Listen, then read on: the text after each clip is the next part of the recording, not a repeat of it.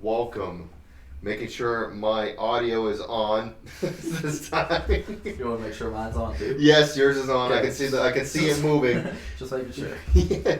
Then again, it was on supposedly on Friday and it didn't work. I am here today, not in my setup. We're in a hotel in an undisclosed location, Auburn, and we're here sitting at for the On the PROWL podcast. I am your host, Big Cat Tyler Adams. I am here with the great The great.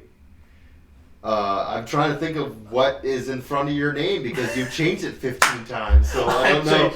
I've changed it twice, and I'm sticking with this. I'm sticking with the one that I've got. Thank you very much.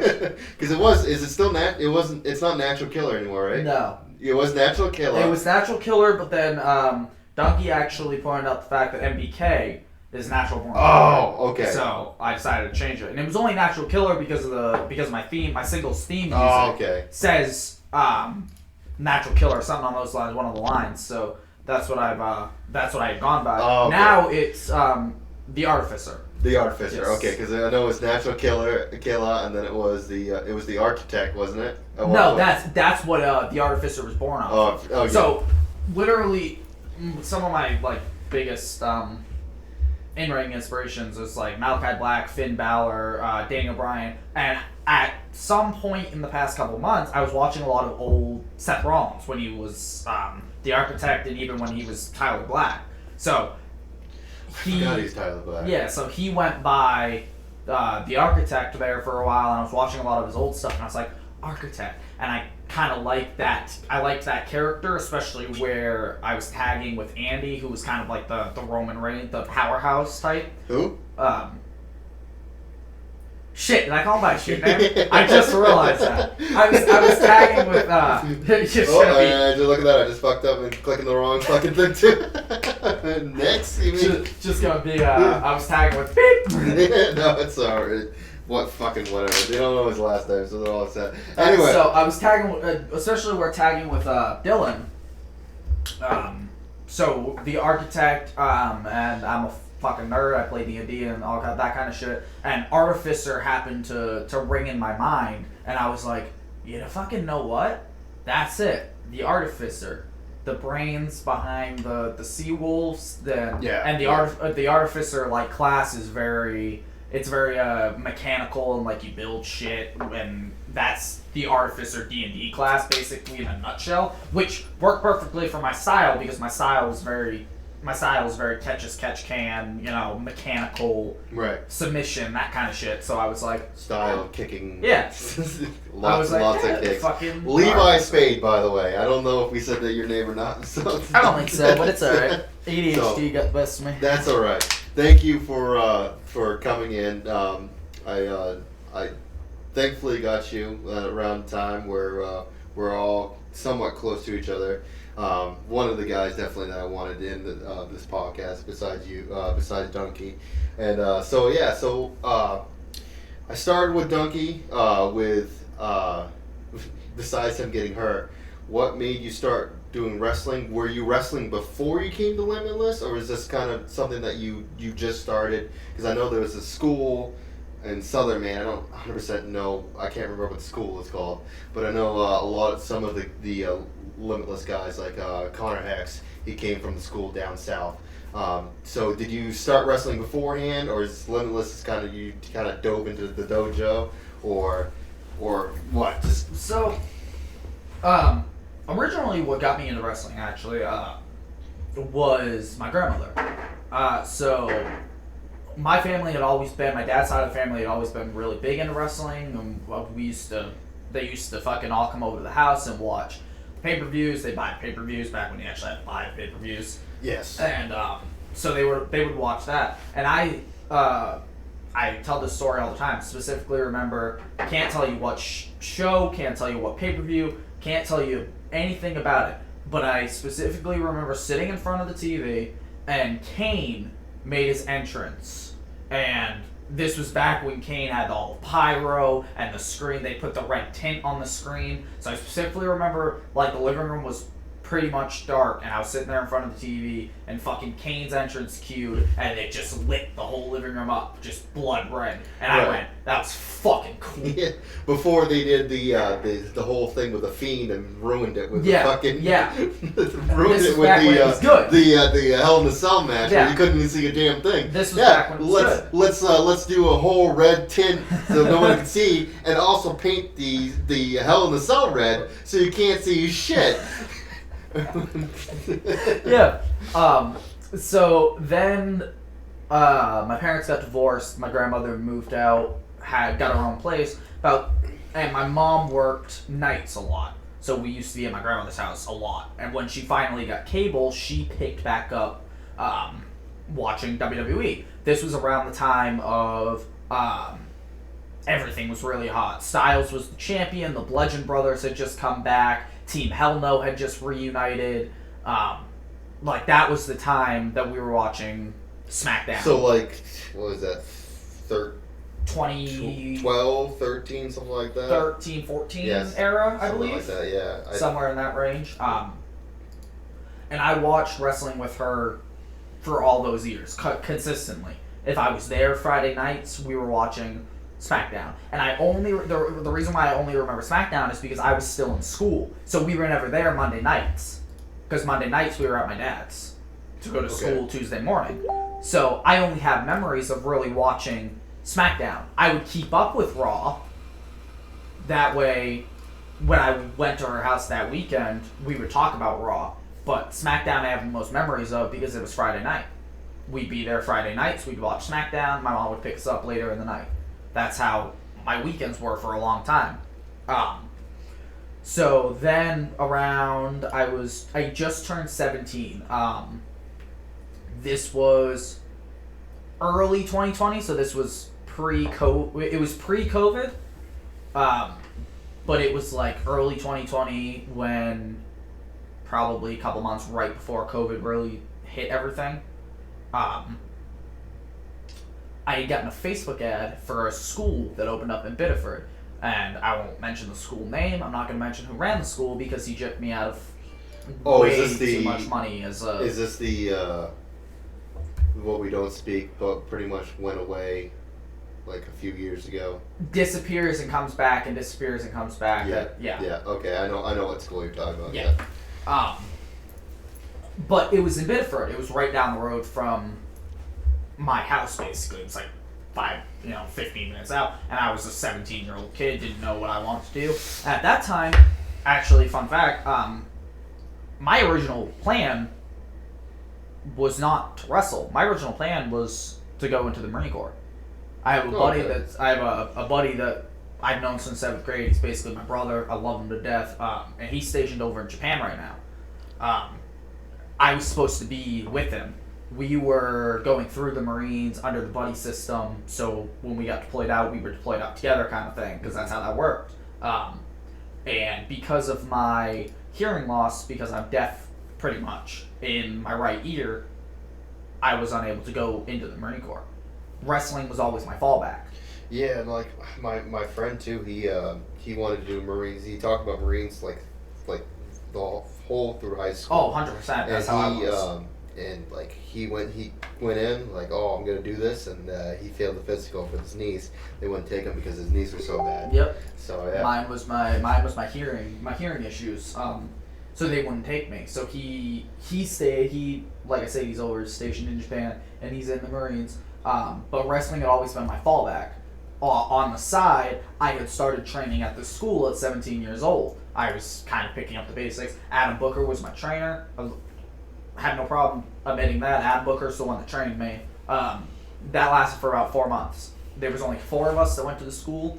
How was Adam Booker training you? How was that? It's alright. I think it'd be different now that I'm older.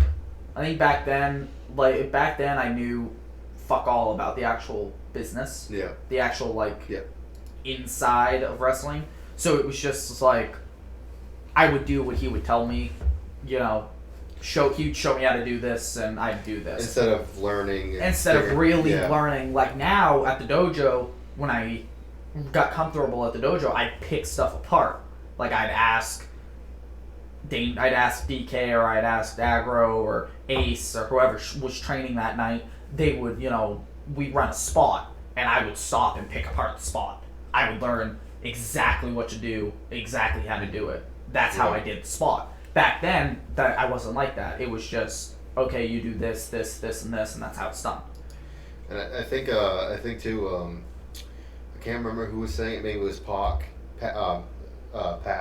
X-Pac. Yeah. Was saying the exact same thing about Jeff Hardy and Matt Hardy when they were doing the like tables match and stuff like that all the time. It's I can't remember if it was Kevin Dunn.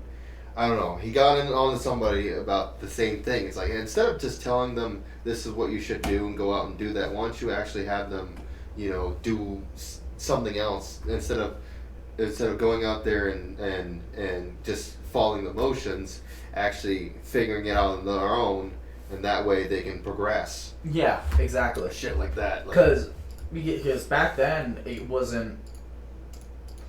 To me, I'd always wanted to do wrestling. I told my grandmother, actually, I think, especially with school opening, I was like, I think I'm gonna, do wrestling. And once I figured out the school was legit, because the Facebook ad literally, it looked like a scam ad. So I actually had to do some research into the school and make sure it was legit before I went. And I actually I met Rhino. First time ever stepping into a professional wrestling ring, I stepped in with Rhino.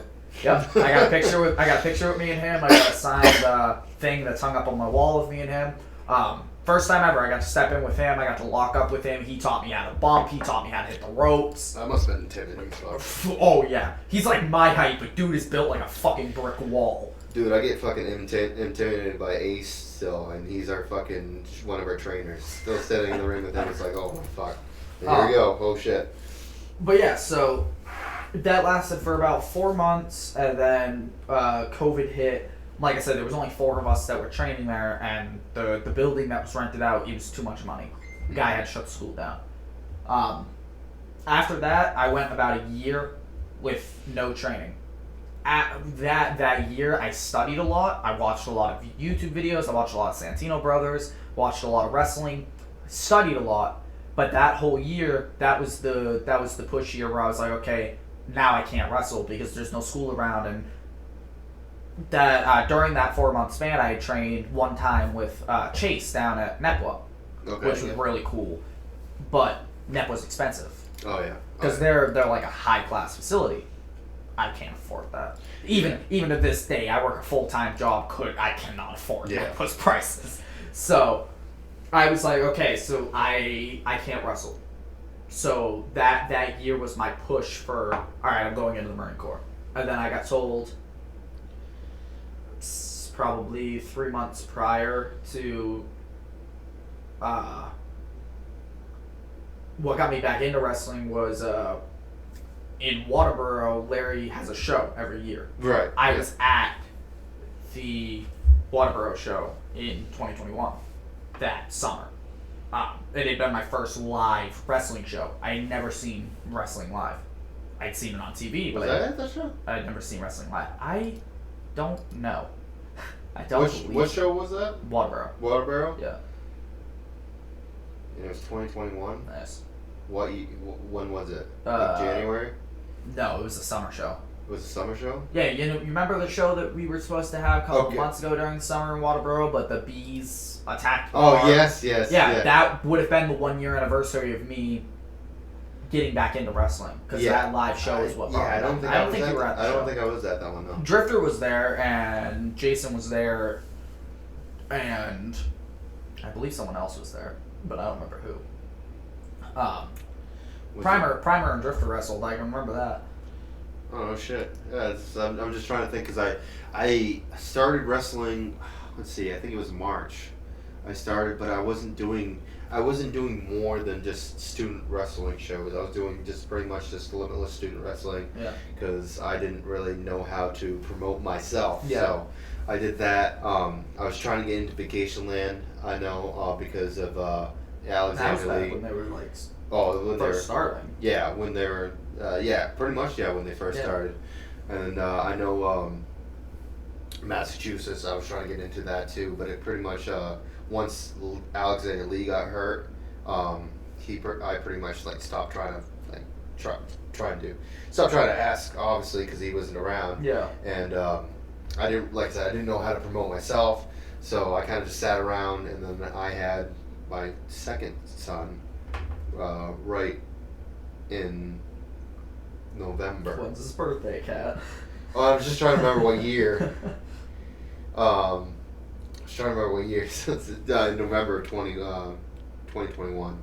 So I was done wrestling by October, and I didn't come back until February. Yeah, so I don't think you were. Yeah, so you wouldn't. I don't think I saw you at all until I came back to training.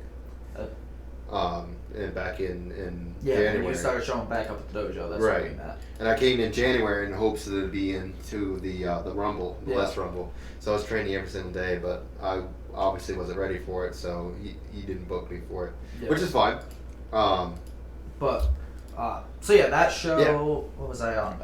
So that show is what got me back into wrestling. So about 3 months prior to that show, is when the Marine Corps recruiter told me, "Hey, just to let you know," because at that time, me and my buddy, we were training. My buddy had started training in somewhere in New Hampshire, Concord, I believe, in New Hampshire. There's a recruitment center, and they hold like PT every week, kind of thing. And my buddy had started training there, and he invited me to go one time.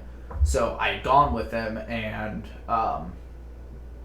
got to train. I trained with up and coming Marines, and that day when we went to leave was the day that the recruiter looked at me and told me, "Hey, just to let you know, you can come and train with us anytime, but you're never gonna be able to go into the Corps." Yeah, that crushed me. Oh, I bet.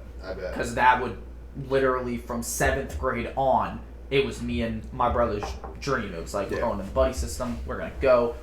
We're gonna graduate early. We're gonna go buds. Exactly. Like that was the thing, and that fucking crushed me. No wrestling. Just lost the only other thing I planned on doing, and I was just getting into 11th grade or senior year. Yeah. So I had no fucking plans. And then July, I think it was July, the Larry show happened.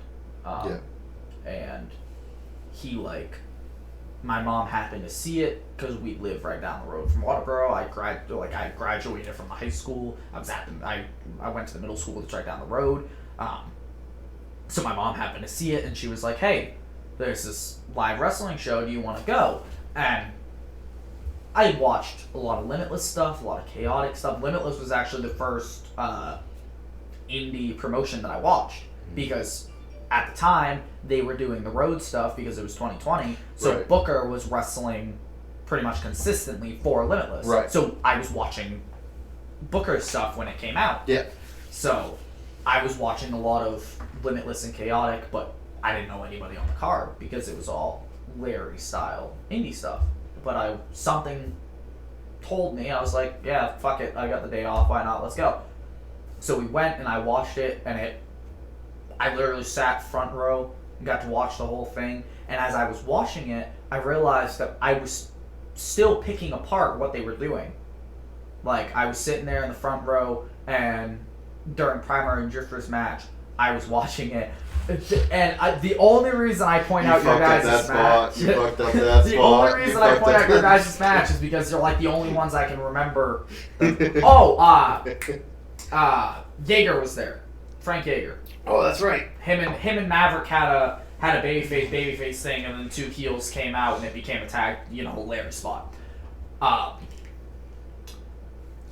Larry spot. Larry spot. He does it, all the time. But thumb up the bum. I was sitting there and I realized that I was still picking apart what they were doing. I still was recognizing what they had been doing. I still was recognizing, fuck, you should have, this guy should have fed that way for this, or this guy covered up on this, or whatever it was. So I was like, okay, so I still have a mind for it. So maybe I can still do this. And I reached out to Larry because online I found his Facebook, and his Facebook still says that he runs a school. So I reached out to him, sent him a message. Hey, looking to inquire about your wrestling school. No answer. I was going through school, I was working, didn't cross my mind. A couple weeks later, I messaged him again. Hey, looking to inquire about your wrestling school. I see that it says you run one in Buxton, or whatever I said. And his response was, well, I no longer wrestle. I no longer run a wrestling school. Mm-hmm. But there is a wrestling school up in Bangor, run by this guy. So you can contact this guy via this, and he sent me the Limitless website. At the time, I had just gotten my license, so I was like, literally just got my license, never traveled farther. Driving by myself, never traveled farther than down the road. Yeah. But I was like, you know what? Fuck it, let's see. So I emailed Randy and asked him, hey, you run a wrestling school, what's the price range, what's the days of the week, all that kind of shit. And he sent me the price range, and I went, cool. And that's affordable. When and at that time I was actually delivering for my sister, because I was in between jobs. Mm-hmm. I had gotten COVID at my last job. I worked in a nursing home. I was a maintenance and cleaner and that kind of thing. I got COVID because of the nursing home, because there was an outbreak, and the nursing home fired me. Because you got COVID? Because I got COVID. I tried going back to the nursing home and basically got told that I had been replaced because they needed a cleaner on site, and I had to take 2 weeks off because I had COVID. That's nice. Yeah. So that sounds great. I was in between jobs at the time. So I had just gotten. My mom works for Dollar Tree. She's worked for Dollar Tree for 10 plus years. So the Dollar Tree in Wells were looking to hire. So she put in a good word for me, and I went and applied at Dollar Tree in Wells and told them, hey, if I come working here, I can work nights because I have mad insomnia, so night shifts don't bother me. Mm-hmm. So I was like, hey, so I can work nights. I can work Friday, Saturday, Sunday, Monday. Work 4 days a week, but I need Tuesday, Wednesday, Thursday off, because schedule for training was Tuesday, Wednesday, Thursday. So, yes. New schedule. At that time it was Tuesday, I miss every day. At that time it was Tuesday, Wednesday, Thursday. So they hired me, and I had Tuesday, Wednesday, Thursdays off. So that first Tuesday, I'll never forget this. That first Tuesday, I drove for the first time by myself 3 hours up to the dojo. Pulled into the dojo. Waited. And I waited. And I waited. And I waited. Nobody fucking showed up because class had been canceled. Because class had been fucking canceled. And I was left to sit there. Shit. I look back on it now, it's funny as shit. At the time, I literally saw it as like, okay, fuck it, maybe I'm not meant to do this. I was gonna say, I'm glad you didn't say like, well, I guess this is a sign saying I'm never gonna do that's this. what I said. I had a buddy of mine convinced me to sleep in my car, because that's what my plan anyway. My plan was to go up 3 days a week. I'm sleeping in my car because I've got a few friends up here, but the closest one I've got lives out in Ellsworth, which is... Yeah, it's about an hour from... Still an hour and a half, give or take, away from Bangor. Right. So, my buddy actually convinced me, yo, just sleep in your car, because the thing was I was emailing Randy. I had sent the Limitless email, multiple emails, like, hey, what's going on? I don't know if I'm at the right place because it's fucking empty. Oh, yeah. And it's such a weird, like, hole-in-the-wall place that if you don't know that it's there, you won't know that it's there. Right. Yeah, I did the same thing. I messaged Eric Johnson, who was one of my trainers when I started. Still a trainer, but he's currently injured right now. I did the same thing. I got to the dojo. I'm like, is this the right place? Like, this does not seem like there'd be a wrestling ring here. The only reason I knew it was the right place, fun fact, is because a week and a half or 2 weeks prior to me going up there, Dave, because this was, mind you, this was in October. So the show, Larry's show, I think, was July. Mm-hmm. So Dave had wrestled at Larry's show, which is in his hometown, because it was Waterboro. We're both from Waterboro. We both graduated Mass Music. and he works at a paper. Works for a paper, works like an online company or whatever he does. He posted, he had like a thing for the dojo. I don't know if you ever saw it. There was like a News Center 6 or something. Oh, I did see. Yes, I did see the news. For the dojo. I did see the news. Yes, I did. I remember. Right in the beginning of that video, they take like a cut off video of where the dojo is because it's like a secret. Yeah. Because you can't really tell, and there's like apartment buildings and stuff, so you can't really flagship a bunch of people living where they're living just because of the... So they took like a cut off video, and I probably watched the beginning of that video 17 times waiting for Randy to reply to the email, just looking at it going, okay, so this is where they set up the camera, so that's got to be the place. And I was like, okay, so I got to be in the right place. And yeah, nothing happened, and it's because that morning I ended up checking my email, and Randy had finally responded, apologizing and saying that the trainer had a family emergency, so Tuesday's class had been canceled. And I was like, oh, that's fucking great. Glad I drove up here. That man is a very busy man. Oh my god, he never answers. Yeah, he takes a long response, but that's because he's doing like 15 million things. And I can see why he's so busy, how successful Limitless is and shit like 100%. That. So, yeah, he told me the time, and I was like, cool. So that day, that Wednesday, I had gone... Now, mind you, I'm broke, because I just started my new job. So at this time, I'm still broke. I barely had gas money. The only reason I was able to get home, and I still owe this guy money, because I haven't gotten it back to him. Only reason I was able to get home is because after class that Wednesday, the class I started at, was it Alexander Lee on Wednesday? No, that was Ace. Because at the time, that's right. That's when Ace was training. That's right. So at that time, I drove to Ellsworth that night because I had talked to my buddy about the fact that I was going up there. Hadn't seen him in like over a year, so I drove to Ellsworth. He ended up filling my tank for me. It's the only reason I was able to get home. Because I was broke, dude. I was fucking broke. That Wednesday, I went to Stephen King's house. I went to Paul. Right next to him. I went to the Paul Bunyan statue. Like those two big fucking Stephen King monuments, because I love Stephen King, one of my favorite authors. I actually got a funny story about that. So I lived about a block down. I lived on Pine Street when I first moved to Bangor with my buddy Scott, and we had my 21st birthday there. And my buddy Eli showed up, as well as like a few of my other friends. We all hanged out and did Smash. Now my friend is the kind of guy, when he starts drinking, he doesn't stop drinking. So I bought him especially for himself. I'm like, I know you're not really a fan of this stuff, so here, have this stuff. He goes, cool. He finished it like it was a 6-pack or 12. No, it was a 12-pack. Mm-hmm. I think it was Mike's Hard because when you first start drinking, you would drink all the sweet shit. I can't even freaking drink it now. I think it was Mike's Hard, and I bought him a 12-pack for himself. He finished the 12-pack.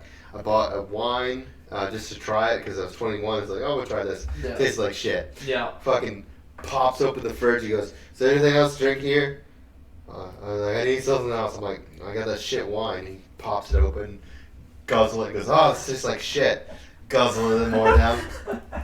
He was so drunk that he fell and knocked over my entertainment stand. All my DVDs and shit splattered all over the place, to a point where it's like, okay, let's try to burn some of this alcohol off in you. Like, let's go to Stephen King's house. He goes, oh, Stephen King lives around here? I'm like, yeah, let's go down and say hi to him, whatever. Let's look at his house. So we drunkenly, both of us walked, and fucking, he had to piss so bad. I'm like, just pee, whatever. He goes, okay. So he's literally just pissing. I wonder if Stephen King probably has it on his fucking video camera. I'm just pissing next to his tree. And he stumbling walked, fell down, fucking going back to the house and shit like that. He crashed on my couch. Oh my god, it's so funny. Hilarious. So that's my little Stephen King story. Yeah, I got to, so I went and saw those because I love Stephen King, like one of my favorite authors. And then went to class that night, went to Ellsworth, stayed at my buddy's, it was so warm, so we stayed at my buddy's camper.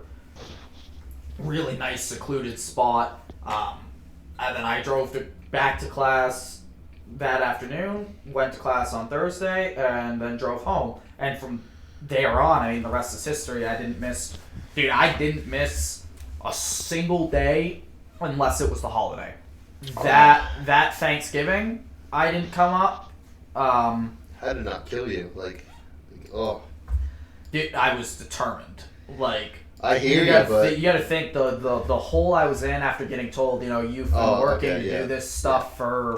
You've been working to go into the Corps for 7 years or however long it has been, and then you get told, well, you can't do this, and then you're okay, so I'm gonna wrestle, and now, fucking 4 months out, you're fucking 13-14 grand you've paid this guy, and he shuts the school down and disappears.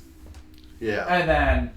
Okay, so now I can't wrestle. Yeah. So now I'm just fucking going through the motions of life. And then the dojo come along. I just got my license and I was like, all right, fuck it, let's do this. 2.5 months, I slept in my car in the fucking parking lot of the dojo. Yeah, fucking, it's crazy. Cause Tyler does the same thing. Upcoming guy who hopefully is sticking around he's doing every day, and I'm surprised when people do it like yourself, just fucking, because I know for me, for a fact, that it fucking kills. Oh my god, it was so bad. Sucks. It was so bad the first couple weeks. Oh, I bet. Doing 3 days in a row. Yeah, that's why, Thursdays, I couldn't fucking move. Oh, especially Thursdays. Thursdays advanced class. So you're freaking, it's just automatically starts okay, we're gonna do fucking lunges, shit like that. We're gonna blow you up, and then we're gonna wrestle. And it's especially with Ace, because Ace was always about the blow up drills. Right. So Ace, I got real fucking good at the blow up drill that Ace likes to do because I used to do it. I never get good at the blow up drills. Every fucking. Probably now my cardio's better than it was, but I guarantee you now I couldn't do it. The fucking Ace has a blow-up drill where you go hit the ropes. There's a dummy in the middle. You go hit the ropes, drop down, hop over, up, hit the rope, drop down, hop over, up, hit the rope. That's his blow-up drill. My back hurts just thinking about it. I guess at the time, I think I still have the video somewhere in my archives, Mac held the record. It was 22. Oh yeah, fucking Mac. You see the fucking size of Mac. Mac's he has fucking crazy. 1% body fat. Mac held the record, I guess, with 22. I did 25. On my own, I was just at the dojo. Because that was another thing. I was very lucky to be able to... I mean, it killed me, but it wouldn't have killed me as bad if I wasn't also going into the dojo 3 hours before class and training. Yeah. I was going into the dojo 3 hours before anybody else was showing up. Once I had the door codes and knew where the spare key was, and I was dusting off, putting on my wrestling boots, getting in the ring, and I put the dummy in there and I do the blow up drill that Ace did, or I hit the ropes, or I do the rolls, or I do the up and overs, or I do whatever I'm doing. Right. And still to this day I do that because I'm almost always the first one at the dojo. Oh yeah. So I'll go into the dojo the minute I get there. I'll turn something on the TV. I'll get in. I'll warm up. The good old Roku, just throw on. Yep. I'll stretch out. I'll do all my rolls. I'll hit the ropes a few times. Do it up and over. Run spots in my head. And then when everybody else shows up, I'm already stretched out. Yeah. I do a couple more stretches just to make sure I'm loose, and I go into class. Yeah. And I was so lucky to be able to do that because it built my cardio so much faster than I would have been able to build my cardio if I was just doing 2 hours, 2 hours, and 2 hours. Yeah. See, this is what I missed, and of course we can't do this now because COVID was a different story. With COVID, I'm pretty sure, Aggro and Danger Kid, as well as Eric Johnson and Alexander Lee, their schedules were a lot different because of COVID. Oh yeah. So we pretty much did every single day had somebody. You had Eric was always on Monday. Tuesday was Alexander Lee. Wednesday was Ace, and then Thursday was Danger Kid, and then Friday was it was like swap. So it would always be aggro somewhere. So if Alexander Lee couldn't do Tuesdays, it would be aggro, and then he would switch or whatever. So you literally had every single day, and which was awesome because of that scenario. And I think that's another reason why I progressed so fast because I think it was 6 or 7 months before I actually had a match. Yeah. But I was going every other day, so I was going Monday, Eric, Wednesday was Lee or Ace. Yeah. And then I did Thursday or Friday, and that way just helped me build up. And two, like, we are very fortunate as Limitless students that we have multiple trainers. We don't have one guy. We have different guys with different ideas. Like, Oh my God, Eric's class is always different from it. Agro's class. Alexander's Lee's I was class one of the is different.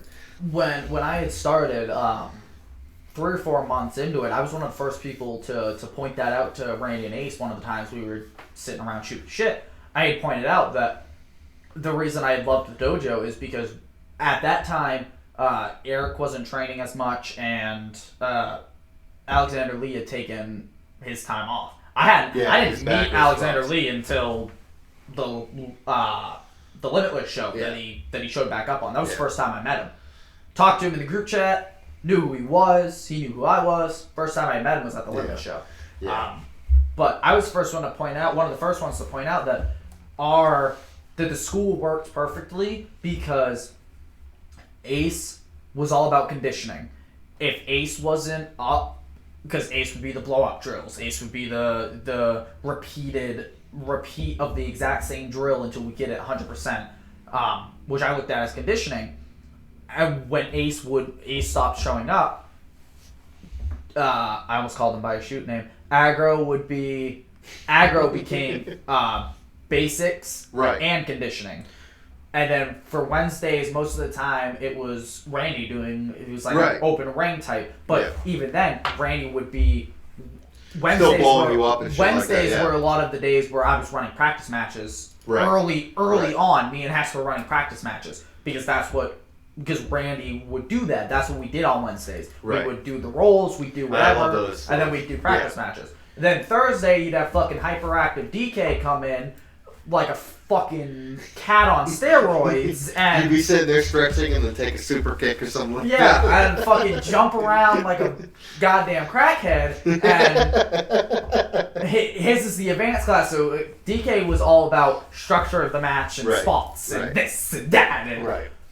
And I loved it because it was perfect. When Ace wouldn't show up, we'd have the extra stuff, and when Ace did show up, it was a little bit of everything because Ace just blended everything.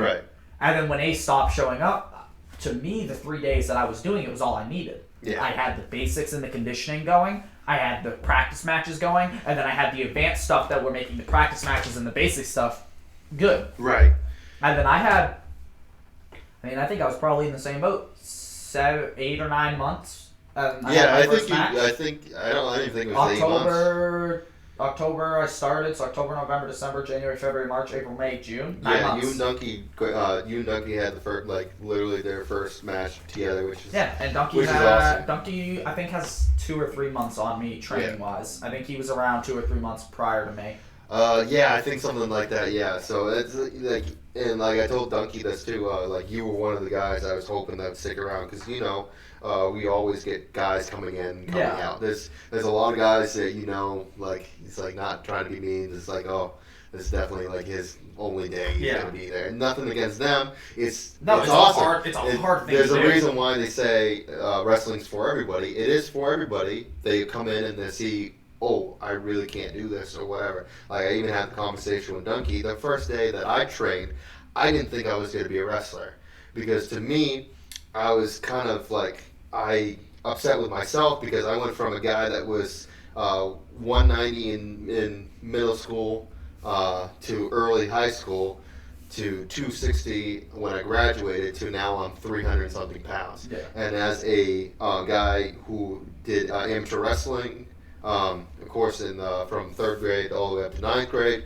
things that I would think that weren't an issue when I got in that ring, which I'm still certain I was probably at 400 pounds, but just didn't realize it because I never weighed myself.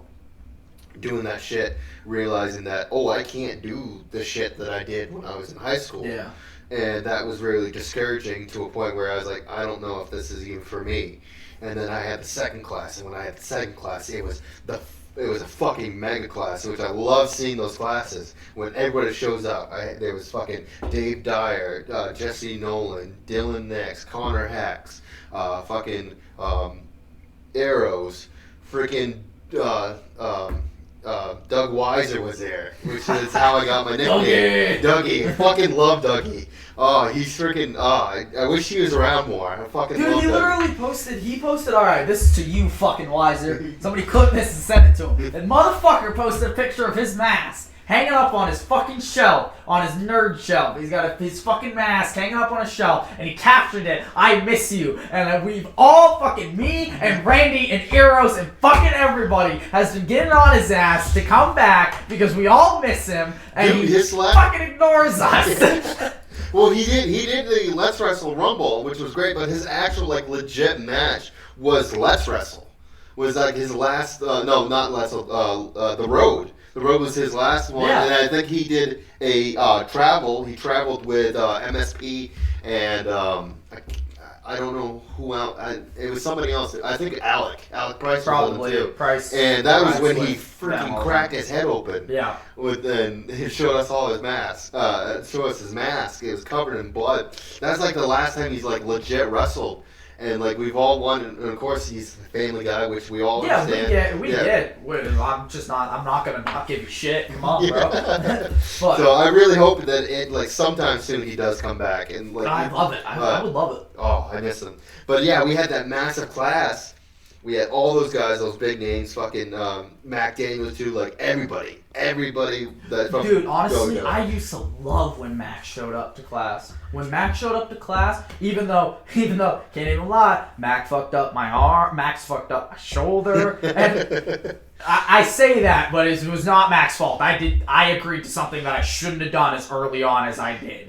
All right, we were running a spot, and Mac was running a spot on me and Hess, like a double spot. Yep. And fucking Mac picked me up in a body slam, and fucking I was supposed to rotate into a splash, which I don't have super agility, but I could do. You know, he just throws me into a splash, and I over rotated, came down hard on my left arm, popped my shoulder, really fucked my arm up.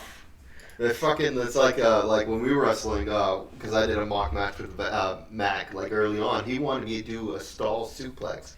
And I was like, no. I'm like, no. And he's like, no, it's all me. He's like, you're good. I'm like, no. I don't feel safe doing that to you. Not yet. I love Mac. I used to love when Mac would show up, and I knew it was gonna be a good class, because that was another thing with the beginning. When I started, dude, it was Donkey and Hess.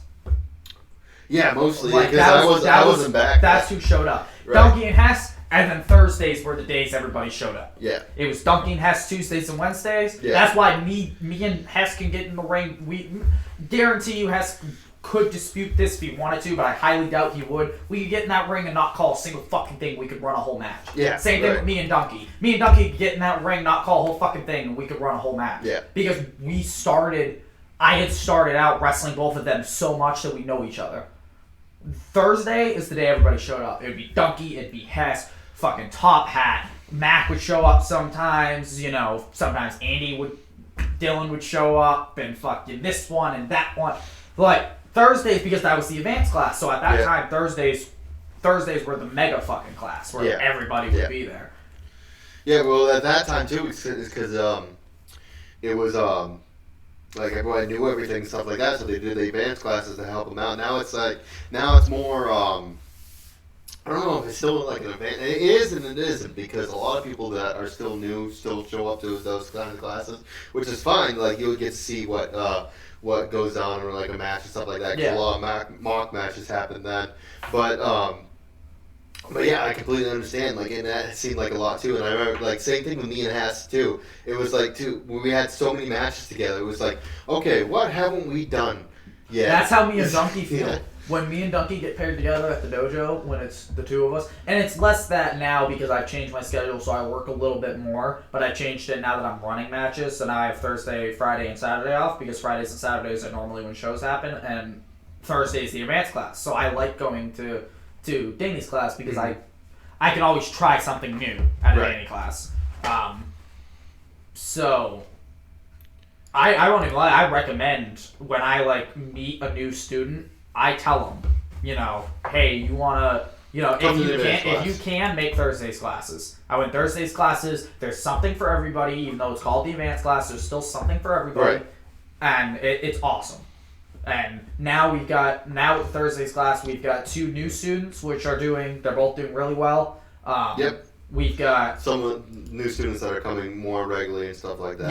And Dav's been showing up a lot more recently, right. which has been nice. That's awesome that Dav has been showing, because like Dav has been around for a while too, and he kind of leaned more to the manager stuff. Yeah. But now he seems like he's starting to get into I actually want to do some more wrestling stuff like that. I mean, he took that jackhammer vacation. Oh, the jackhammer is fucking beautiful. Oh my god, it was beautiful. Did you see that move though? I honestly thought it was not going to be that good, and it was fucking beautiful. I thought it was gonna hit me, because you see in the middle of the match I'm watching, and instead of me dipshit fucking roll out, I go, oh shit, and I fucking slide forward, because I thought I was gonna get hit by fucking Dav, but he landed fucking flat. Beautiful. It was so perfect. See, that's the thing about Dav, and I love Dav. He can't take a bump unless you make him bump. If you make him bump, he bumps beautifully. If you tell him to bump, he sloppy bumps. The minute you make him bump, you hit him with a shoulder tackle, hit him with a line, hit him with something, 9 times out of 10 you watch him and he bumps fucking beautifully. Oh, yeah. He knows how to bump. Yeah. He's just one of those guys that can't force themselves to bump. Yeah. And some people are like that. Some of us just can't force ourselves to bump. It was just like me with the foot bumps. I couldn't do foot bumps for the longest fucking time. You literally had to put me into a hip toss for me to fucking do it. I think that's how I had to start out too. Yeah. When I started, Booker wanted me to flip, and at that time I was skinny. And Booker wanted me to flip. And I was like, fuck you, I've never done a front flip in my life. And so he used to literally throw me off the rope and fucking hip toss me and throw me into a flip bump, and now I can flip bump. Well, that was like the same as Ace. Ace, yeah, I don't know if you were in the class. I think so. You might have been, where we were doing going backwards off the ropes, and taking a back out elimination. So he was like, "Okay, this is usually how it would go," and he was fucking clotheslining you out. That's how I learned to go out backwards. That was the one thing I liked about the place that we had, the old school. It was a cramped area, but it's kind of like how the dojo, how you have the one side of the ring that we've got a walkway. There was a wall with a door in it, so you'd walk in and the ring would be right there, but on the back side of the ring it was just an open area. Yeah. There was a pole, support beam right in the middle, which is why the ring wasn't pushed further back. So we had to have the ring right as you walked into the door, and then this whole area was empty. So for going out eliminations for rumbles and stuff, I was able to learn those super quick because there was so much dead space behind the ring that I was able besides that one pole. Besides one pole, I was able to get clothesline. I'd have somebody throw me over the top, and I'd go over the top, and I'd spill out like a motherfucker. And Booker used to get mad at me, and I'd be like, "No, I purposely did that," because he was like, "No, so we'll learn how to do it simple, and then I'll teach you guys how to sell it." And I used to sell it without a problem because they'd get thrown over and I'd go over safely, and then I'd hit the ground and do the selling because it was so easy with that amount of space. And it's the one thing with the dojo, even with the empty area we've got, it's still not big enough unless we move a bunch of shit to do eliminations. Yeah. Dude, I do Cactus Jack fucking elimination. That's gonna fucking hurt me. Because I can do it. But it takes me a second to fucking do it and look sloppy. So it's just okay, I'm just going to fucking throw myself over and fucking hit the apron and go to the floor. And that's just going to eat me in the ass eventually. So we're taking all that in about the dojo and shit like that. Let's focus on your first match. So we got forward. We got we're going to put a pause on the podcast. Because I gotta take a leak. There's no leaking on the podcast. You know what? This isn't the JRE. You know what? You can pause it. This is gonna break all your shit. It's gonna break everything. I gotta edit this. I don't want to edit it. Damn, that sucks. So, while he's leaking, I'll explain it. So we had I can't remember what day. Let me Google this really quick.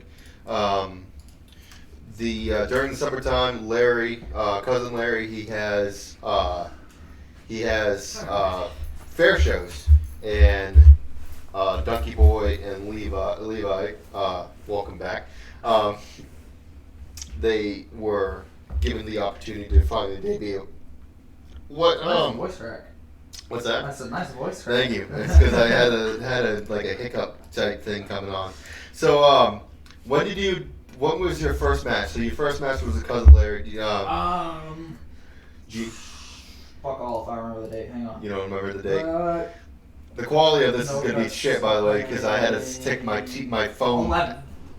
August 11th of 2022. 2022. Okay. I finally took Danger Kid's advice, and I have a list of all my matches. Oh yeah, yeah. I got one too. too. He used to get on my ass for not having one, and I finally sat down and wrote one out. And it was right after I was very upset with the Vacation Land match. I decided to look back on all the stuff I had done prior. So yeah, the first one was. So I got like a resume type thing too. Yeah, Scout Egan, August 11th of 2022. August 11th. Okay, so awesome thing. I'm glad Randy decided to do this. I think this was a fantastic idea, especially if you guys eventually, down the road, I don't know if you want to do AEW or WWE or whatever, looking back at this where you guys first started. So I know the quality is going to be shit because it's on TV, but this is how we got to do it. So this is Randy. He's recording you and Donkey Boy's reaction to their first match and stuff like that. This is my fucking car. How you feeling? Feeling pretty anxious right now. Yeah. Fun fact, you know why he's the one? Why fucking Donkey's the one that's Randy's asking most of the questions to? It's because I'm fucking driving. I know. It's gonna show you that you're driving. For the day, like, are you gonna partake in any fair food? After the event. After the event, yeah. Not even like a frozen. Yeah, I told this to Donkey. I will never eat before a match. I can't. Because of what happened when we ate the Chinese food, and I somehow was the only one that got fucking food poisoning. Yeah, I can't eat before a match. I'll eat something. I've learned to eat something. I'll eat something light. About 2 hours is what it takes my body. About 2 hours before, I ate beef jerky for Let's and Vacation Land, which worked really well because it gave me the energy. Mm-hmm. So I'll eat beef jerky, and then I drink a Monster every morning. So I'll either wait, if I know I have a show and I know it's an important one, I'll wait until like 3 hours out from when I'm going to the venue. That's pretty much what I do. Because 9 times out of 10, I'm driving to Bangor. Right. So I'll wait and crack the Monster open for when I'm driving to Bangor, because then by the time I get there and we setting up the ring and we're doing all the shit, the Monster will start kicking in and my energy will hit. Right. So yeah, I do the exact same, except for it's like, I know it's like, I don't do it right away, but if I am going to eat, I make sure I give myself plenty of time for it to go through my system and shit like that, and I'll make sure if I eat like a big, like let's say like Subway or whatever, it'll be like noon and my match will be at 7. Yeah. So you gotta give your body time to digest. So let's get into this. Yeah, see, you're easily enticed. I could go for some fair fries. You claustrophobic, Corey? Now we're recording the quality shit. Got some Cousin Larry. Fucking dog line, bro. I'm so glad I cleaned that shit up. Yeah. See, I don't know why, like now, like, fucking Tyler. I mean, perfect opportunity to learn. I don't know why. Yeah, now the quality's fucking garbage again. I don't know why it does that. Maybe because it's recording, whatever. I'm just gonna end up having to get like another camera at a fucking point. Yeah. But if this was our TV, it'd be a different story. It is what it is. 22 years ago, and I saw myself for the first time on YouTube just recently. All right, we're gonna skip all this. Fucking coach. All right. Let's get started. There we go, Donkey Boy. How's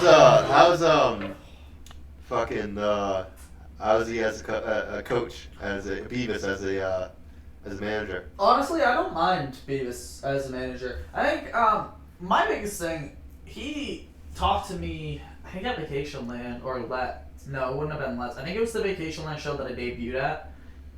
He talked to me about, he asked me backstage how he was because I guess somebody told him that he talked too much. Yeah. And I looked at him and I went, dude, that's the point. I think he was talking about Pipes, because Pipes wasn't saying that he's like it's okay for you to do that, but you can't do too much of it because it takes away from the match. I think something on those lines, yeah. And I was like, I just told him, I was like, dude, you don't was like, you gotta find the happy medium, but don't just be silent out there. Right. That's your character, Right. bro. You get heat because you talk. You get plenty of heat for doing it, but just don't do it to a point where exactly. the focus is now on you instead of the match. Yeah, that's that happy medium you gotta find as a manager. Right. See if I can do this without shitty quality. Probably it's gonna be shit quality. Yeah, shit quality. Is that a fucking cactus? Yeah, sure. Yeah. Oh! How was his chops? You know, those two weren't bad, but Doug was telling me that was like a 2-minute match, right? Yep. It's like 2 minutes. Yeah.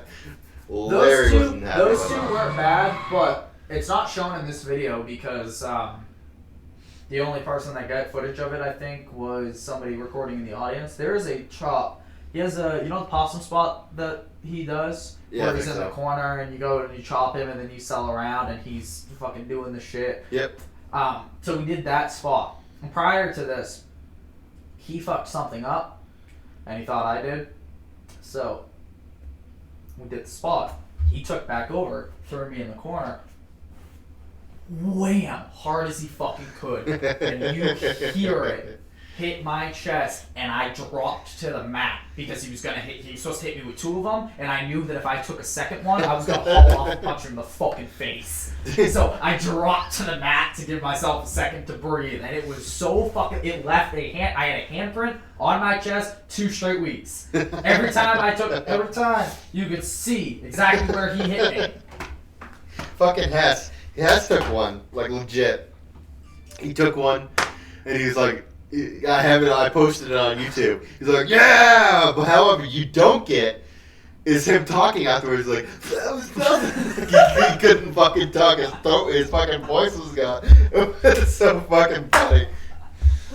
So that was your first match. You got you then wrestled fucking Danger Kid, which was fucking dope. I was gonna say the highlight reel's on It is. The highlight reel is on the Dojo Dojo channel. Let me see if I can find that. Which, I'm still waiting on Randy to send me that Scout Hegan footage because I don't know what it looks like, which might be the reason why he didn't post it. But in my opinion, this highlight reel is complete. Yeah. Yeah, he has my match too, like with Bomb and Lee Miller, and then Arrows and Bomb, and I haven't seen any of that footage either. There are certain things on this that I wish had been there instead of like for a highlight reel.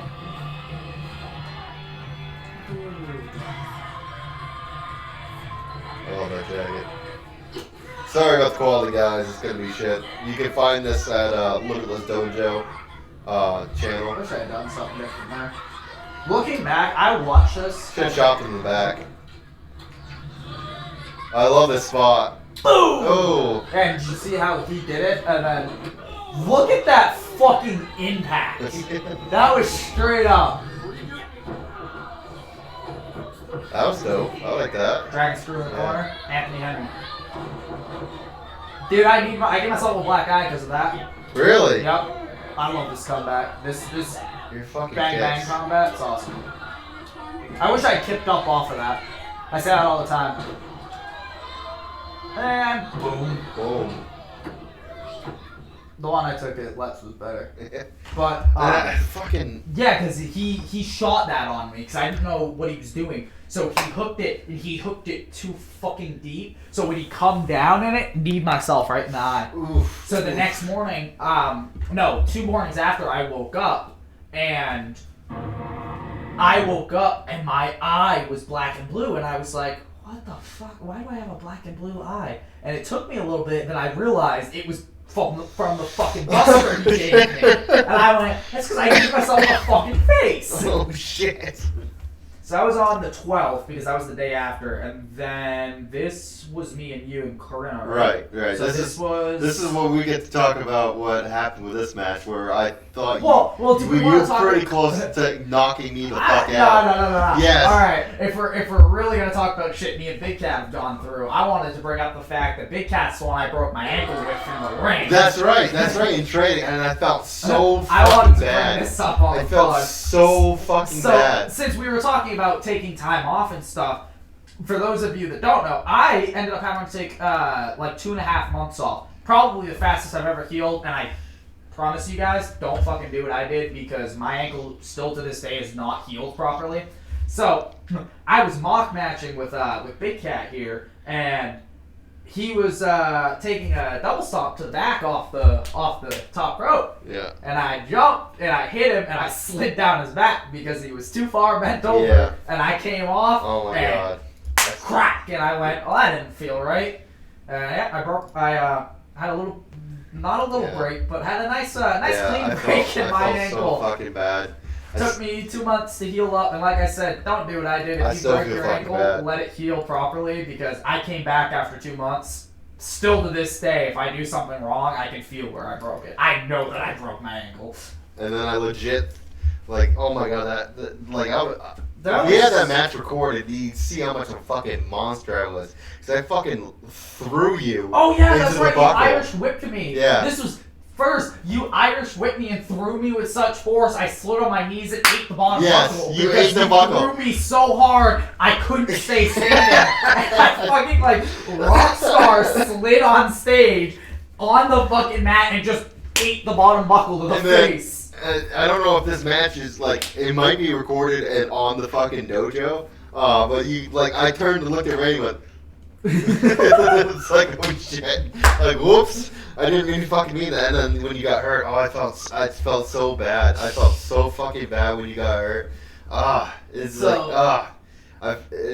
I remember texting you like, oh god, I hope he doesn't fucking hate me. Nah. Oh, I felt so bad. We're not in fucking ballet. Fucking weeks, I felt bad. Dude, it literally, the only reason I came back though, when I did though, was because that was like 2 months before fair season. Oh yeah. And I was not missing fair season. So I gave myself like minimum heal up time. Minute I could stand and move on it without it hurting again, I was back to the dojo. Yeah. Because I was like, I'm not missing fair season. I know I'm debuting in fair season. I'm fucking doing this. Right. That's why I didn't heal up properly. So this was October 15th of this year.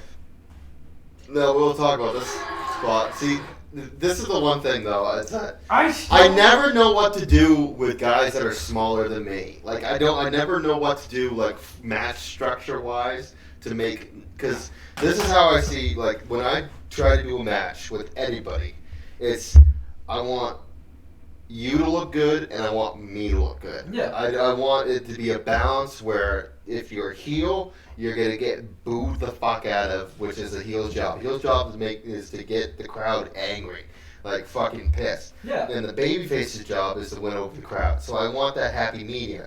And with the guys your size, I never know what to do exactly to keep that fucking balance. I think that's the good thing about me is, because I want to talk about this too, because I was thinking about it last night. I think that's the good thing about me is, with my style, it's way easier to structure the match. Yeah. Because the reason why, because I get asked why I do what I do style-wise, and it's because of my size.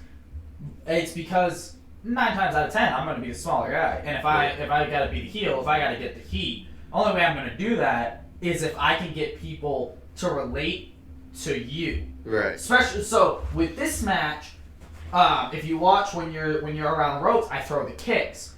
And nothing brings me more joy than when I hear people or somebody comes and tells me that they heard somebody say that some of my strikes sounded like fucking gunshots. I had one of the guys came to me after this match and told me that they had overheard some of the crowd saying that some of my kicks that I hate on you sounded like a fucking gunshot. No, they felt nice. The arena. They felt and nice. that, nothing brings me more joy, because if I can make a strike sound like a fucking gunshot goes off, it means every single person in that crowd knows that I just hit you like a fucking jackass. Yeah. Every single person in that crowd immediately goes, oh fuck, that must have hurt him. Doesn't matter the size. They forget about the size because they hear how hard I'm hitting and they go, oh fuck, this guy's getting beat the fuck up. Right. That's what I have to do as a heel. And as a heel that's my size, that's what I have to do. I have to lay it in. If it sounds like it fucking hurts, every single one in that crowd is going to be like, holy shit, this guy's getting the shit beat out of him. Right, exactly. No, and I actually really enjoyed this match. This match was fun as fuck. I still to this day don't know what the fuck happened with this spot. I don't know why. I was too far. I was too far away. I should have been closer to you to roll. That's so shit. I hate this match because this was.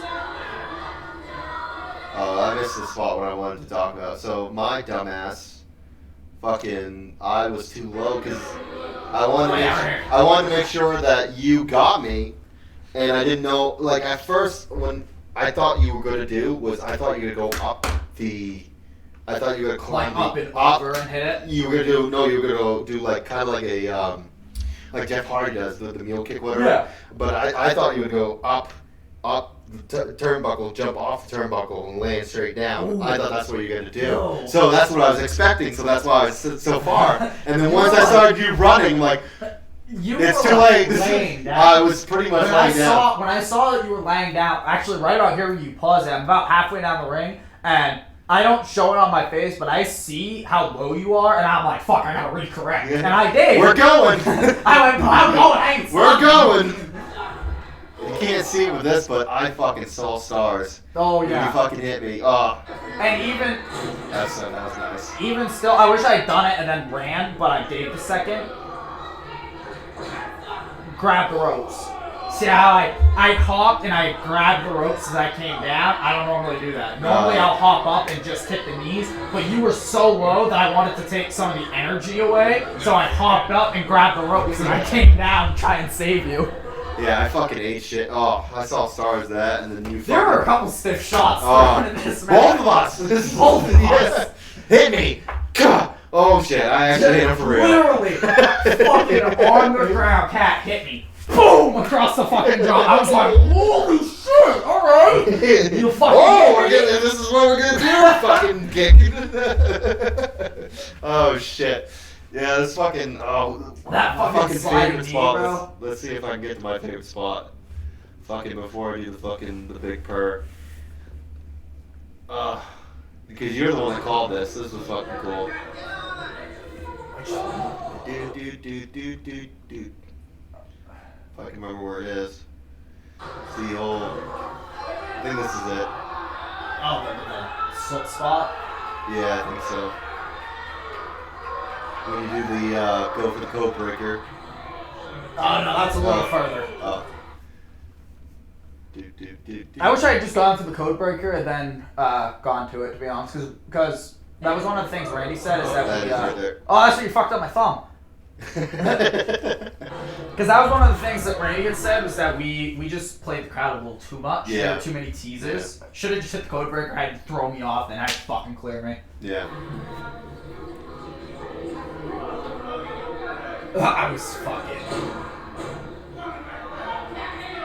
My ass showing. That second one. Yeah. It's because the guy in the crowd was like, he ain't going, and I was like, boom! Now he is. This is so dope. And go!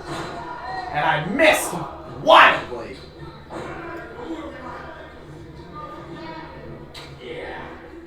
I should have just fucking popped off Magic Equipment. This was cool though. I like this. Yeah, this was dope. I love that spot was good.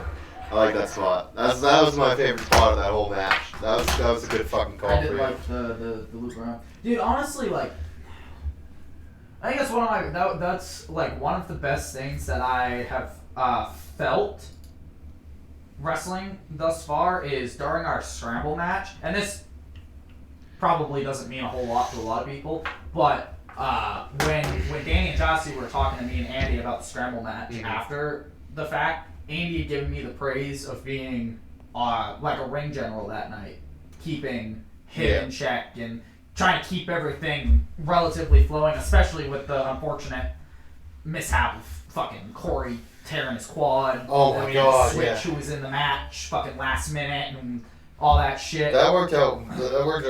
It worked out for what we. His arrows was he seemed really fucking bummed out that whole fucking day. He's like, I'm just doing this fucking whatever, and they didn't. Yeah. Because I think he had a match, and the guy like no showed. Yeah. So and it was like the card was pretty much full at that point. So it was like. It worked out for what we were working with, right? And it was just like, Like I said, that probably doesn't Fucking mean a lot to evil anybody, smile on but his the fucking fact face that- when Junkie got fucking hurt. He's like, yes, now I'm in this match. I know I'm fucking get the it. fact that like Andy told Danny and gave me that praise of trying to keep everything on track. Yeah. Kind of felt good. Yeah, no, because being the greenest guy in that match, the fact that Andy, Dylan, whatever the fuck, was looking at me and legitimately saying that I was like kept everything on track. I was like, oh fuck, it looks like I'm doing something. I gotta be doing something right, kind of thing. You like the matches that we've done together. It seems like that you are kind of like a ring general to help out. I know that even though it's clusterfuck with the fucking the fair show that we did, it still was like a nice fucking like you had like the points, and when you didn't, it was just quick. Okay, where we at? Where you got the other spot? Okay, good. Yep. There, throw this to me, whatever. So it's good to have that opportunity, that as for a like for anyone, because I know like with MBK, I know I have to be the ring general, or whatever, because it's dead quiet when it's like okay, well, this is what we're doing now, buddy. Like I too forget too. I need to be better at this to like call my shit. I think it's best. I think it's best that we all do that. Like, it's like, even if we already know what spot we're going to so we can keep on track, it's like, we need to just lock it's like, okay, remember, you're supposed to duck this line, whatever, hit me with this. Shit like that. I need to be better at that, but it seems like with wrestling with you already have most of that shit down. You know what's funny is I've always like in school or whatever it was, I always took that like leader role. And in my friend group, I was always the one that, I was like that leader role. I was the big brother that everybody could come to. And I think that it naturally translated over to wrestling. And what's funny is I was never like that prior to breaking my ankle. If I'm being completely honest, I don't know if it's just because I took 2 months away after it being 8 months worth of 3 days a week going up and doing the exact same thing, and then I took those 2 months off and came back, or what it was. But prior to breaking my ankle, I never called, like, running mock matches and stuff in the dojo, I never called my shit. I would just do it. I wouldn't call it while we were going. If we were lost, we would restart. I'd never call it. And then broke my ankle, took 2 months off, came back, and my whole, like, mentality changed. I started calling it during the match. If I knew something was off, I'd do whatever, I'd hold whatever, and call whatever we were doing.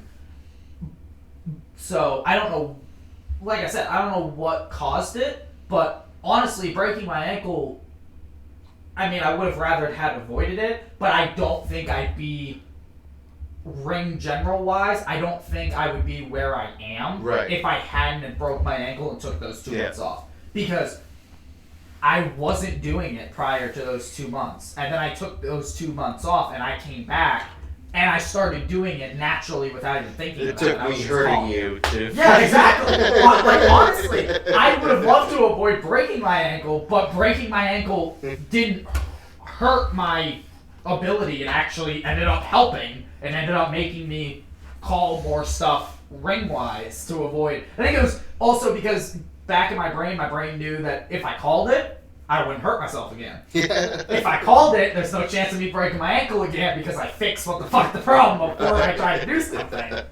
Okay, so I know time-wise you're getting close to where you need to leave, so why don't we do this? We'll finish this off with, you debuted at Let's Wrestle against MSP with you and Dylan next, the MSP versus the Sea Wolves. I saw this match on IWTV, watching it through because I wanted to see Jason Maverick versus Alexander Lee because I heard some fucking shit went down with that. Yep. Yes, it did. Yep. Oh my god, fucking Alexander Lee back. It's like he wasn't even back. It's like, okay, I mean, he wasn't even gone. He's like, okay, we're gonna fucking go. Yep. I'm gonna use some fucking shit. Fucking force, Right. dude. So, is there anything in particular in this match that you want to fucking highlight? You wanted to talk about the promo. Yeah, I didn't see the promo. This is the beginning of the fucking match. Fuck. fuck. Yeah, so you didn't have the promo. So yeah, Limitless didn't post it with the promo. Right. So what we do? We'll jump it. We'll jump we right got into the shine. Yeah. Oh, I already know what this is. This was fun. This is the first time I had ever taken something like this. Bang, bang, boom. Oof. That was fun. Oof. Was that drip drop? Was that what that? Bing bang. That's the bing bang boom. So bing bang boom. The finisher. Oh yeah, that's right. Boom. Oof.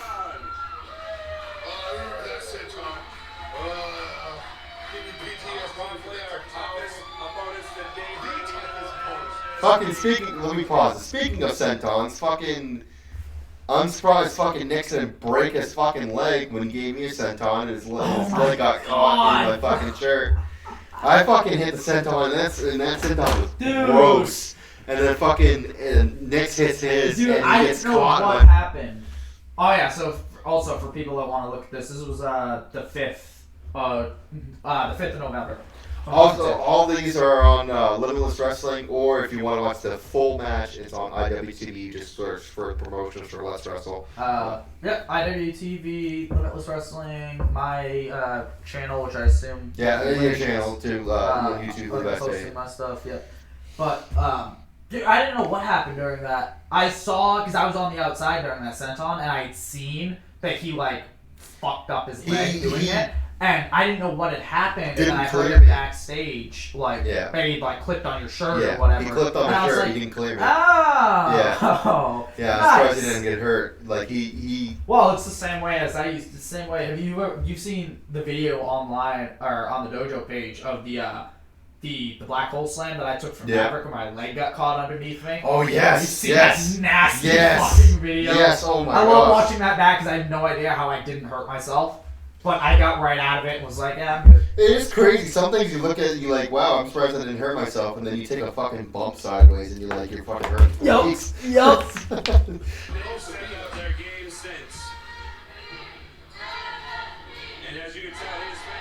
Dude, when fucking Greenleaf was reffing our match, I just pulled him aside and like, thank you. This forearm, bro, I was feeling this forearm for fucking weeks. Boom! Oof. I don't know what the fuck I did to piss him off, but he hit me so fucking hard, bro. I was told Jossie was the light one, you were off the apron. I was told Jossie was the light one, but fuck, bro. Boom! I'm pissed that they didn't cut that. Still. Oh, that's good.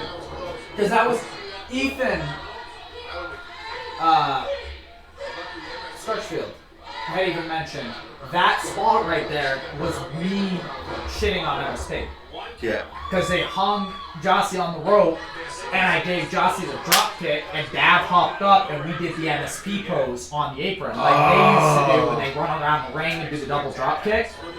Oh, I didn't see that. And they didn't. It's because Randy didn't cut to hard cam, so you didn't see me and Dav on the apron doing the MSP pose. Oh. And I was so upset.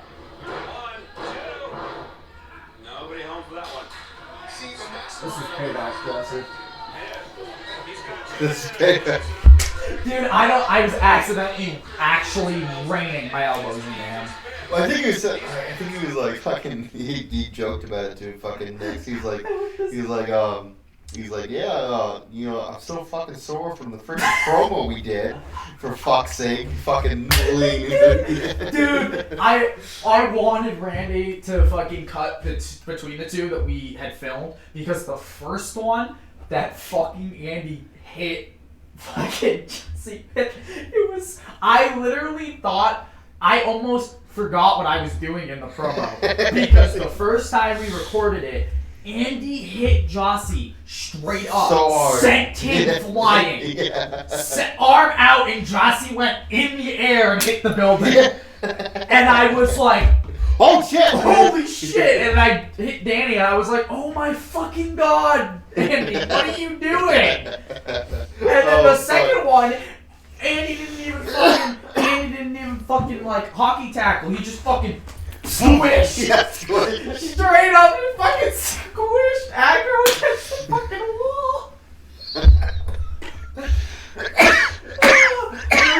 so good, bro. Ah! Last so much a joke. Alright, let's get. Just let me know if I missed anything, then you go back. Dude, look how bright my chest is. That is literally from Jossie's forearm. Yeah. That's from Danny's one chop in Jossie's forearm because I'm white.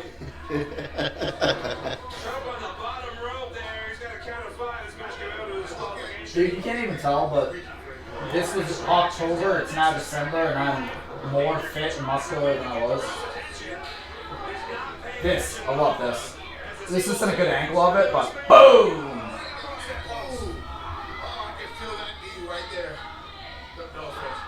That wasn't even. I can feel it on you right now, no offense. That wasn't even called. That was so good. That literally was. Jossie was there, and Andy was distracting Greenleaf, and I went, oh, well, this is too good. And I grabbed him, dragged him over, and there's a different clip of it where you actually see me. I wrap his leg, and I do like a spin. So I wrap his leg, and I like fucking dummy turn out of it, and like make fun of him, basically. And it looks so fucking good. Oh, that was good. I wish it was a little higher, because it was more of my shoulder, but... I think... Yeah. I love that. That was such a good fucking call on Jossie's part. And this Inzi was crisp as hell. Oof. Cleanest Inzi I've ever been hit with.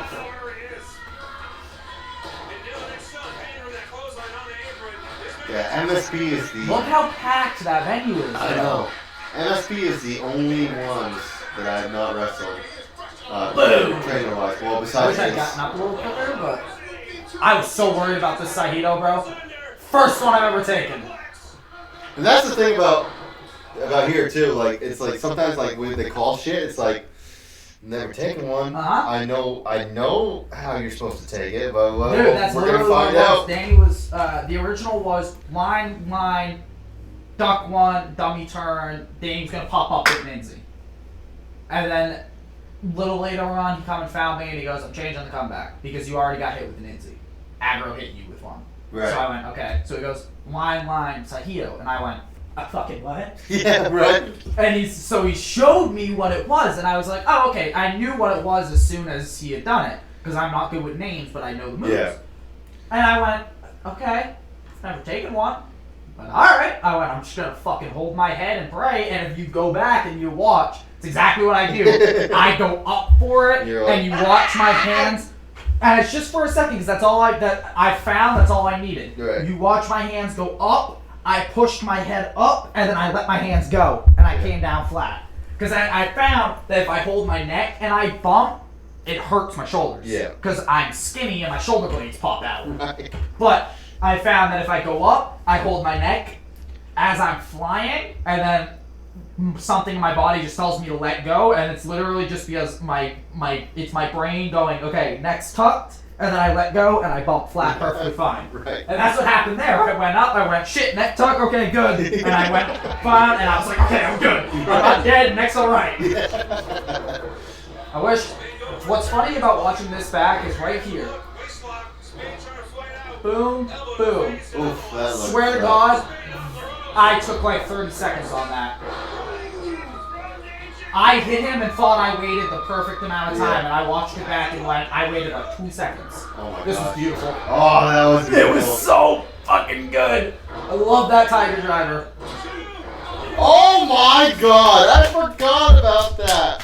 Oh my God, I forgot about that. Dylan was so late on that. I fucking beat. Might as well punch fucking DK in the face. Because I was like, I gotta kick out because he's not there, so I kicked out and pushed DK off, and then fucking Dylan came in with a boom. Where's the receipt? Right here. Where's the receipt? Right here, listen. Oh! That one was in his fucking ear. Bah!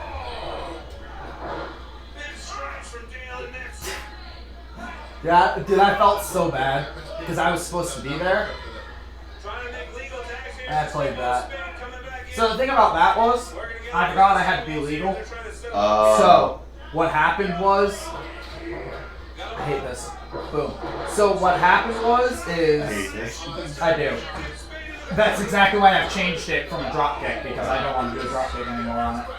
So what happened there was I forgot I was supposed to be legal for the pin, so I was in the ring and I went, oh yeah, I'm not supposed to be in the ring. fuck, I'm not supposed to be in the ring. So me and Greeny had already halfway throughout the match we had been going with each other. So if you watch my face, I like played it off. So I got back out of the ring, I looked over at Greeny and I went, oh! And then he tagged, I took my leg out, and he tagged me perfectly, and I got him back in, and I basically was like, fuck you, Greeny! Let's get to the finish here. This fucking dude, I get stuck. Remember this? Oh yeah, that's right. That's right. You talked about this before. Yeah. So he's hitting me, and then here comes Jossie. Boom! I got stuck on the bottom rope right there, so I had to send myself over. Andy corrects, thank God, because he would have fucked himself up if he hadn't. Yeah, right. And there's the death. Drip drop. Andy goes. 1, 2, 3. Nice. Love that match. We're backstage and Dylan Nix goes, I hate taking the drip drop. And I looked right at him and I went, You pussy. no, I looked right at him and I went, I called it, made you take it. Because I had already geared up. I will take drip drop every single day compared to fucking the competition's fucking their move where I can't remember what his name is. His fucking Chance tag team partner fucking does the Moment. Yeah. Is it Moment? Yeah, Mark Moment, Champ Matthews. No. The competition. So this is from the road. So it's his other partner. I can't remember. Oh, I can't fucking remember what his name is. Nice guy too. He fucking does he runs and does a crossbody in the buckle in the corner right there, and then Champ comes and fucking cleans you out with a fucking kick. Dude. Yeah, fuck that. I'll take that every day than that. Dude, Fuck the thing that. about that is I had already geared up. I put my gear on and the kick pads, my hand wraps were already done. I walked out to the ring. DK and Aggro were already in there calling the match, like talking about what they wanted to do. So I got up, we ran, Dav come out, we ran through the whole match, and then we got to the finish, and I had played it because I knew it was going to finish with the drip drop. Andy still wasn't out there, so I went, well, you know what? Fuck taking the drip drop. He's not out here yet. Is that me? That's me. Yep. Is that messing up my stuff? I think so. It is. Oh, I'm glad. He is my wife. She's probably like, why haven't you called me yet? You said this was only going to be an hour. So, well, I guess that's a good way to end it anyways, because you got to get going anyway. So, you get pissed off here. yeah, I know. Yeah, I don't want to piss her off too bad. That's gonna be the Yeah. So where can everybody find you? A bunch of different places. I can't talk about that. I don't have anything else going on show-wise until next year, but for right now, you can find me on Instagram at Levi_Spade_, I believe, because some random fucking account took Levi_Spade, because fuck you. Fuck Instagram for not letting me have that. And then you can find me on Twitter at, I believe it's Levi Spade 1. You can find me on YouTube at Levi Spade, and I assume down in the description of this video. Facebook is at Levi Spade 1. You can go to the description of any of my videos or my link tree, which is at Levi Spade 1. Most of the time it's at Levi Spade 1. It's a picture of me. You can't miss it. And yeah, other than that, I think that's all the places you can find me. I've got hopefully new merch coming. Where can you find that on Pro Wrestling Tees? Not currently. I'm having a battle with Pro Wrestling Tees at the moment. Oh shit! Pro Wrestling Tees won't let me open a store. Why?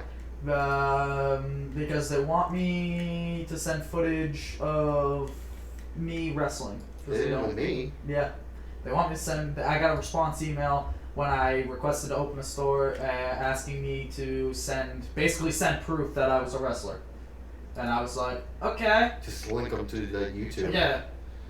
So like, there you go. I still haven't gotten a response. So I'm currently in a bit of a battle with Pro Wrestling Tees. Honestly. So for right now, when I finish designing my merch and figure out what the new merch design is going to be, I'm going to have them exclusively at shows. I'm going to have shirts, cutoffs, like I wear, hoodies, beanies, no cap, stealing NSP's idea and doing lighters. I'm gonna have lighters with my logo and my at on the back of them. Oh, there you go. Like NSP did.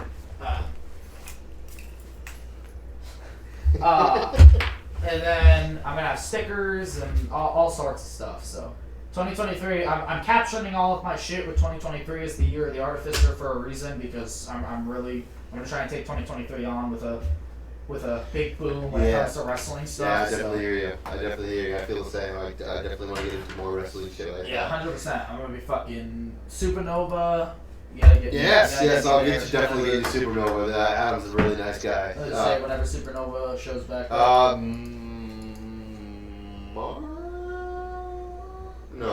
March is Massachusetts. I think this show's coming up. That's not going to be in Mass. So I'll definitely let you NCW, know. Let's Wrestle, all that good stuff. Yeah. NCW, I'm gonna start showing up to more. Yeah, I guess so. NCW. Let's Wrestle. We had the whole conversation right before we started this. Yeah. Let's Wrestle's I'm gonna try and talk to Randy, sit down and talk to Randy about my ideas with Let's. Yeah, definitely. Fuck it, why not? Right? The worst you could say is no. So. Exactly. But anyways, thank you so much for fucking joining in. This was an hour and a half of fucking entertainment that I think everyone else would do, and then watch. I'm gonna have no audio. Oh shit! I swear to God. Swear to God. It's showing up right here, so there better be audio. Swear to God, if I get a message from Big Cat in like 3 hours telling me that he reviewed the footage and we're gonna look at it right now. We're gonna look at it right now. I am going to leave. I'm never returning. Oh shit. Oh, and with that, we're gonna end the podcast. All right, have a good one, guys. Oh shit. Swear to God. Oh shit.